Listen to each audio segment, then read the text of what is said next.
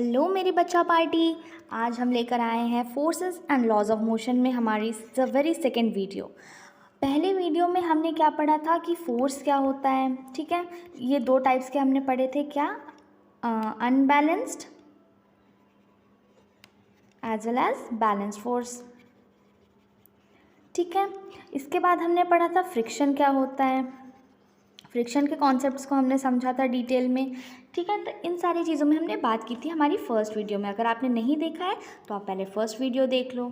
ठीक है, अब हम अपनी सेकेंड वीडियो पे क्या पढ़ने वाले हैं। तो सेकेंड वीडियो में हम डिस्कस करने वाले हैं हमारा न्यूटन्स का first law of motion.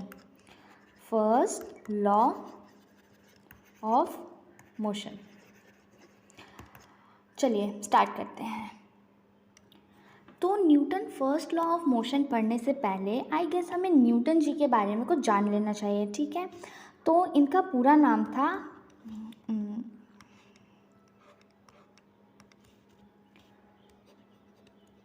Isaac Newton. बाद में इन्हें सर की उपाधि मिल गई, इसीलिए इन्हें कहने लगे सर आइजैक न्यूटन। ठीक है, इनका जन्म, ये कब बॉर्न हुए थे, ये बॉर्न हुए थे 4 जनवरी 1643 में। ठीक है, जगह कौन सी थी, इंग्लैंड में ये 4 जनवरी 1643 में पैदा हुए थे। और इनकी मृत्यु कब हुई, 31 मार्च 1727 में, in the age of 84 year. ठीक है, जब ये 84 ईयर के थे तब इनकी डेथ हुई। इन्होंने अपनी एजुकेशन कैम्ब्रिज यूनिवर्सिटी से की थी और इन्होंने बहुत ज़्यादा फील्ड में अपने टैलेंट को शो किया। इन्होंने Newtonian mechanics, universal gravitational calculus, Newton's law of motion, optics, binomial series और ना जाने क्या क्या इन्होंने इन्वेंशंस किए, हमारे पास एक्सपेरिमेंट्स रखे। ठीक है, तो आज हम पढ़ने जा रहे हैं Newton's first law of motion given by sir Isaac Newton. चलिए, फर्स्ट लॉ ऑफ मोशन। अच्छा, डायरेक्ट फर्स्ट लॉ को समझने से पहले हमें एक टर्मिनोलॉजी होती है इनर्शिया। ठीक है, इसको समझना पड़ेगा क्योंकि कई बार हम फर्स्ट लॉ ऑफ मोशन को लॉ ऑफ इनर्शिया के नाम से भी जानते हैं। ठीक है, तो अब हम सबसे पहले समझने जा रहे हैं इनर्शिया को। इनर्शिया को हम कई सारे एग्जाम्पल से समझते हैं। ठीक है, क्योंकि इनर्शिया की एक प्रॉपर डेफिनेशन सीधा बता देना इज़ नॉट गुड। हम इसे एग्जाम्पल से जितना अच्छे से समझेंगे उतना इजी हमारे लिए रहेगा। आपने बस वाला एग्जाम्पल तो बहुत लोगों से सुना होगा। चलिए, इसके अलावा भी कुछ एग्जाम्पल्स पे हम गौर करते हैं आज। ओके, इस एग्जाम्पल को देखिए। इस एग्जाम्पल में क्या है, ये एक्सपेरिमेंट तो आपने भी घर में कई बार किया होगा। ये ग्लास है, ये हमने एक सपोज एक कार्डबोर्ड टाइप का कुछ रख दिया। ठीक है, and this is a coin. अगर ये मैन इस कार्डबोर्ड को अपनी तरफ खींचता है झटके में, ठीक है, तो क्या होता है, कॉइन सीधा इसके अंदर चला जाता है जैसे ही कार्डबोर्ड हटता है। तो यहाँ पे क्या रोल प्ले हो रहा है, यहाँ पे इनर्शिया का काम क्या था। देखो, ये जो कॉइन है, ठीक है, ये अपने पोजीशन में जिस तरह के स्टेट में वो है, वो उसी स्टेट में रहना पसंद कर रहा है। अगर वो रेस्ट में है, यहाँ पे कॉइन क्या है, रेस्ट में है, तो वो रेस्ट में ही रहना पसंद करेगा। भाई हमें मत हिलाओ, वो ये कह रहा है। आप क्या करते हो, कार्डबोर्ड को हिला देते हो, पर उसे तो रेस्ट में ही रहना है ना। तो अब क्या होगा, अब तो उसके पास टेक लगाने के लिए कोई जगह ही नहीं है, तो वो तो सीधा ग्लास में जाके गिर जाएगा। ठीक है, और अगर एक एग्जांपल हम देखें, सपोज़ करिए ये एक वाटर रखने के लिए एक बीकर है। ठीक है, वाटर का बीकर है। अब क्या कर रहे हो, आप पानी को एकदम ब्रिम तक भर रहे हो। ठीक है, अब हमें क्या करना है, हमने एक आदमी को खड़ा किया और कहा ये आप बाउल ले जाओ और जैसे जैसे इंस्ट्रक्शंस मैं दूँ वैसे वैसे लेके इसे रन करो। ठीक है, तो अब क्या होगा, अब मैं कह रही हूँ आप सीधे चलो। पहली बात तो पानी ये बिल्कुल ऊपर तक भरा है, जब ये बंदा इसे उठाएगा पानी थोड़ा सा गिरेगा। चलो ठीक है, अब यहाँ पे क्यों गिरेगा पानी, क्योंकि पानी रेस्ट में रहना चाह रहा है। आप उसे उठा के मोशन दे रहे हो। ठीक है, आप चाहते हो कि वो मोशन में आए, लेकिन पानी तो रेजिस्ट कर रहा है ना, उसे तो नहीं आना मोशन में, इसीलिए पानी गिर जाता है। अब मैं कहूँगी आप इसे लेके चलो। अब चलने में नहीं गिरा, मैं कहूँगी अचानक से रुक जाओ, बिल्कुल रुक जाओ, तो क्या होगा, पानी फिर से गिर जाएगा। क्यों? अब आप कह रहे हो कि बेटा हम मोशन में थे, अब हम रेस्ट में तुम्हें लाएंगे अचानक से। पानी को फिर अच्छा नहीं लगेगा कि भाई अभी तुमने रेस्ट में थे, मोशन में लाया, चलो ठीक है, अब मोशन में है, तुम फिर रेस्ट में ला रहे हो, हम तो फिर गिरेंगे, तो पानी फिर से गिर जाता है। फिर मैं कहती हूँ चलते चलते अचानक से यहाँ मुड़ जाओ, तो यहाँ मुड़ने पे, अचानक से मुड़ने पे क्या होगा? पानी फिर गिरेगा। अब तुम मेरी डायरेक्शन भी बदल रहे हो, भाई कर क्या रहे हो? पानी ऐसा गएगा। ठीक है, तो यहाँ हमने क्या देखा कि वाटर के मर्ज़ी के ख़िलाफ़, अगर वाटर जिस भी मोशन में है अपनी मर्ज़ी के ख़िलाफ़ वो कुछ भी काम करेगा तो वो रेजिस्ट करेगा, वो करना नहीं चाहेगा, लेकिन तो भी तुम ज़बरदस्ती कराओगे तो वो पानी क्या कर रहा है? गिर रहा है। ठीक है, तो यहाँ पे हमने क्या देखा, पानी किन कंडीशंस में गिर रहा है? पहला, the container was at rest, container rest में था, and you attempt to move it, आप उसे मूव करवाना चाह रहे हो लेकिन वो क्या कर रहा है? वो तो रेजिस्ट कर रहा है।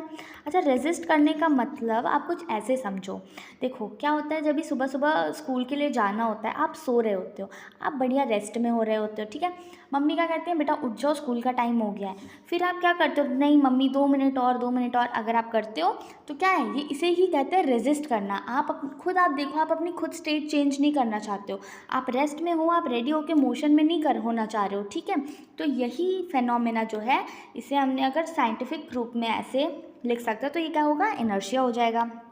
ठीक है, तो पहला क्या है? The container was at rest and you attempt to move it. Okay, second point क्या है? The container was in motion, अब क्या करा हमने? कंटेनर तो मोशन में था, and we attempted to stop it, stop it मतलब हम उसे रेस्ट में लाना चाह रहे हैं। ठीक है, थर्ड क्या है? The container was moving in one direction and you attempted to change its direction, आपने डायरेक्शन चेंज करने की कोशिश की तो भी पानी गिरा। ठीक है, तो इस चीज़ से हम इनर्शिया को समझ सकते हैं। इसके हम और भी एग्जांपल्स देखेंगे। चलिए पहले अब फर्स्ट लॉ ऑफ मोशन पे जाते हैं। हमने इनर्शिया तो समझ लिया ना कि एक ऐसी बॉडी है, कोई ऐसा ऑब्जेक्ट है जो अपने चेंज ऑफ स्टेट को रेजिस्ट करना चाहता है, स्टेट ऑफ मोशन को या फिर स्टेट ऑफ रेस्ट को रेजिस्ट करना चाहता है, हम उसे क्या नाम देते हैं? इनर्शिया बोल देते हैं। ठीक है, अब हम देखते हैं Newton's first law of motion. So let us start with the statement of the law. ठीक है, स्टेटमेंट क्या है? An object remain in a state of rest or of uniform motion in a straight line unless compelled to a change that state by an applied force. ठीक है, ये definition है हमारी Newton's के फर्स्ट लॉ ऑफ मोशन की। क्या है कि एक ऑब्जेक्ट स्टेट ऑफ रेस्ट में रहना पसंद करेगा या स्टेट ऑफ मोशन में रहना पसंद करेगा, कब तक? जब तक आप उसमें कोई फोर्स नहीं अप्लाई करते हो। अगर आपने ऐसा किया तो उसे अपना स्टेट बदलना पड़ेगा। अगर वो रेस्ट में है और आप कोई फोर्स दे रहे हो तो उसे मोशन में आना होगा। ठीक है, अगर मोशन में है आप फोर्स दे रहे हो तो उसे क्या होगा? रेस्ट में आना पड़ेगा। ये फोर्स कैसा फोर्स होगा? ये आपका अनबैलेंस्ड फोर्स होगा। ठीक है, अनबैलेंस्ड फोर्स होगा तभी ऐसा होगा। अगर आपने मेरी पहली वीडियो देखी होगी, फर्स्ट पार्ट देखा होगा इस चैप्टर का, तो उसमें एक स्टेटमेंट दिया था कि किसी भी ऑब्जेक्ट को मोशन में लाने के लिए हमें अनबैलेंस्ड फोर्स ही देना पड़ता है। क्यों? क्योंकि बैलेंस्ड फोर्स में क्या होता है आपका,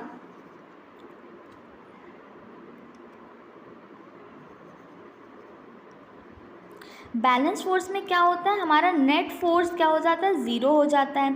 ज़ीरो होने का क्या मतलब है कि साइंस क्या कहेगी कि आपका कोई फोर्स लग ही नहीं रहा है। जब फोर्स ही नहीं लग रहा तो उसे क्या पता आपने कितना फोर्स दिया, और क्योंकि दोनों साइड से इक्वल फोर्स लगता है ना हमारे बैलेंस फोर्स में।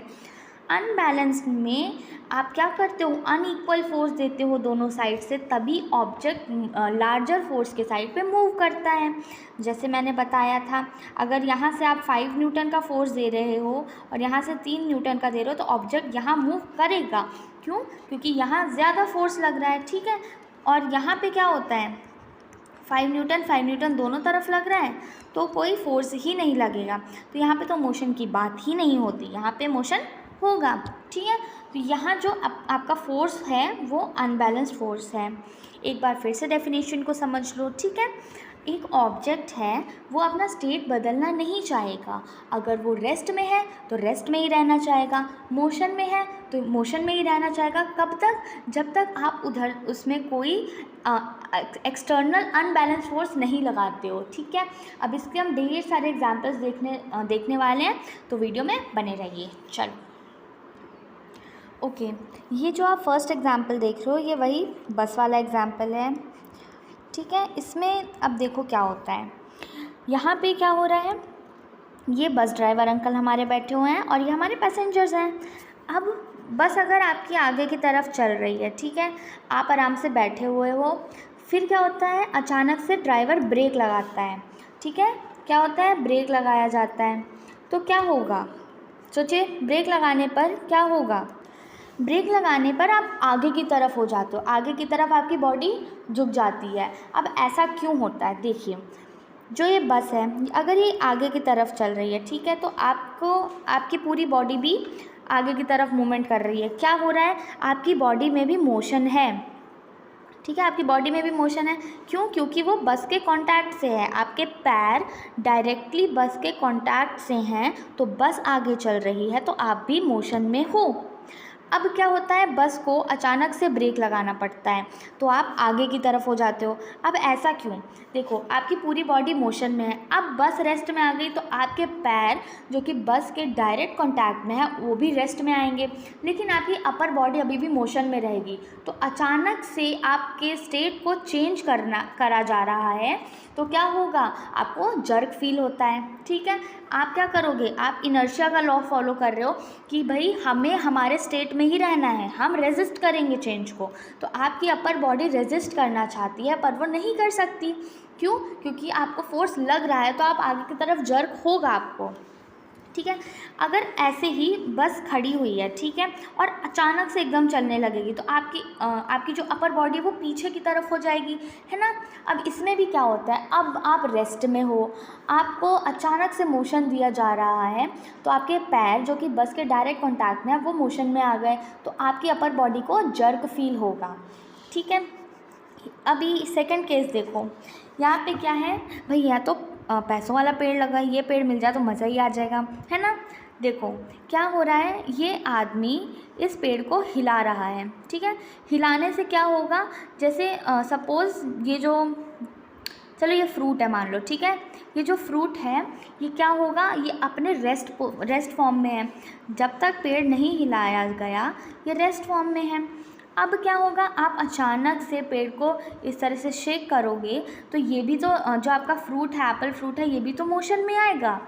मोशन में आने से क्या होगा, इसको अपनी देखो, जो इसमें भी क्या होता है, जो लूजली बाउंड होते हैं ना, मतलब जैसे ये एप्पल आपका कमज़ोर पुराना हो गया, जो पुराने पत्ती होते हैं, पुराने फ्रूट्स होते हैं, वो जल्दी गिरते हैं, क्योंकि यहाँ पे इस ट्री वाले केस में जो हेल्दी एप्पल्स हैं उनको पकड़ने के लिए आपके पास कुछ है, वो कहीं ना कहीं से जुड़े हैं, तो वो तो एक अलग चीज़ हो गई। ठीक है, अगर सपोज़ करो ये नॉर्मली बस पेड़ में रखे हुए होते तो क्या होता, तब तो ये गिरते ही गिरते ना, क्योंकि इनके पास कोई सहारा नहीं है। ठीक है, तो ये क्या होता है, अभी आप इन्हें जर्क दे रहे हो तो ये मोशन में आने की कोशिश कर रहे हैं। अब मोशन में आने से क्या होगा, ये टूट के गिर जाएंगे। ठीक है, और एग्जांपल्स देखते हैं हम लोग। अच्छा, इस एग्जांपल में क्या है, ये आपकी क्या है, कारपेट है, इसमें अगर डस्ट पार्टिकल्स हैं, ठीक है, सपोज़ इसमें डस्ट पार्टिकल्स होता है। ऐसा होता है ना कि आप कारपेट को जब भी अचानक से झटकते हो या फिर उसमें किसी चीज़ से उस पर ऐसे मारते हैं तो क्या होता है, डस्ट हमारी अलग हो जाती है। ठीक है, ये भी हमारा Newton first law of motion का ही एक एग्जांपल है। अब देखो क्या होता है, जो हमारी डस्ट पार्टिकल्स है, ठीक है, ये आराम से इन्होंने कारपेट में अपनी जगह बना ली। भाई कारपेट को कोई देख नहीं रहा है, हम यहीं अपना घर बना लेते हैं। ठीक है, तो क्या होता है, कारपेट में डस्ट पार्टिकल्स लग जाते हैं और ये क्या है, अभी रेस्ट पोजीशन में रहते हैं। ठीक है, ये रेस्ट पोजीशन में है।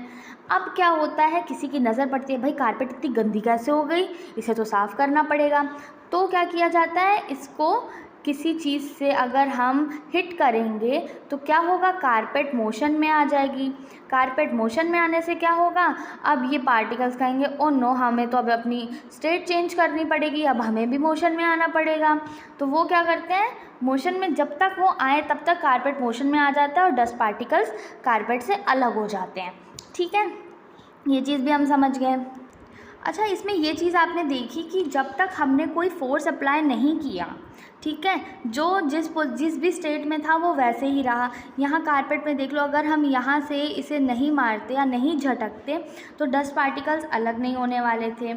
इसी तरीके से इस कंडीशन में भी अगर बस आपकी स्मूथली चलती जा रही है तो किसी को क्या फ़र्क पड़ना है, ठीक है, सब अपने अपने स्टेट में है, किसी को कोई दिक्कत नहीं है, सब मज़े से जा रहे हैं।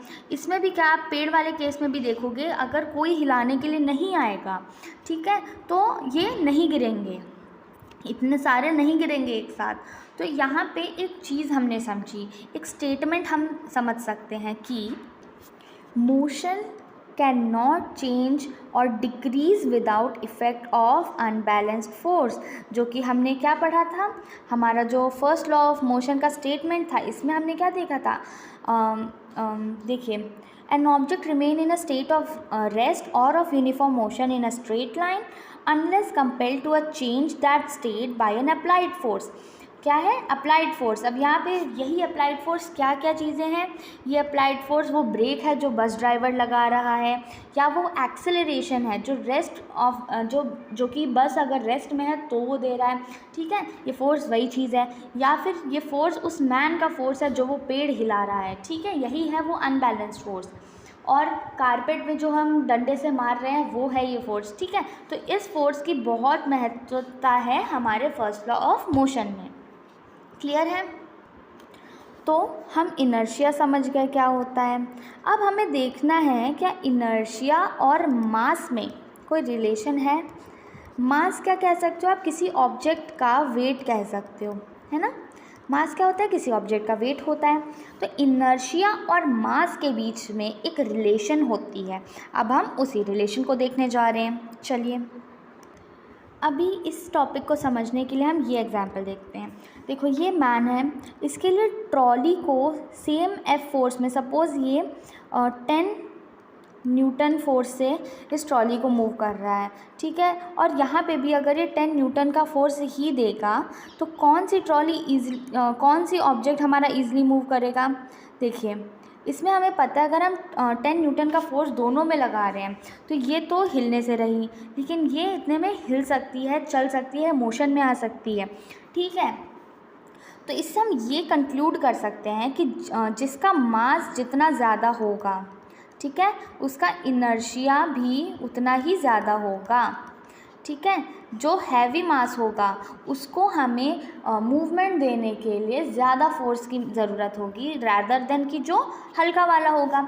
अगर ये फुटबॉल है, ठीक है, और ये सेम साइज़ की हमारे पास मेटालिक बॉल है सपोज़, ठीक है, मेटालिक बॉल्स आपने देखी होंगी, तो क्या होगा, फुटबॉल को तो आप किक करोगे तो वो तो दूर तक जाएगी, लेकिन मेटालिक बॉल को आप किक करोगे तो हो सकता है आपके पैरों में इंजरी हो जाए, या फिर अगर आपने कर भी दिया तो इसमें बहुत थोड़ा सा मूवमेंट आएगा, ठीक है। इससे हम ये समझ सकते हैं कि जिसमें ज़्यादा मास है, इसमें ज़्यादा मास है ना, तो इसके लिए फोर्स या इनर्शिया ज़्यादा लगेगा रैदर देन किस फुटबॉल में, ठीक है। तो हम यहाँ पे क्या कंक्लूजन लिख सकते हैं, देखिए, हाँ जी, तो हम क्या लिख सकते हैं कि हैवियर और मैसिव ऑब्जेक्ट्स, मैसिव मतलब जिसका मास ज़्यादा है, ठीक है, massive objects offer larger inertia quantitatively. देखो, क्वांटिटेटिवली मतलब क्या होता है, देखो दो चीज़ें होती हैं हमारे पास, क्वांटिटेटिवली और क्वालिटेटिवली।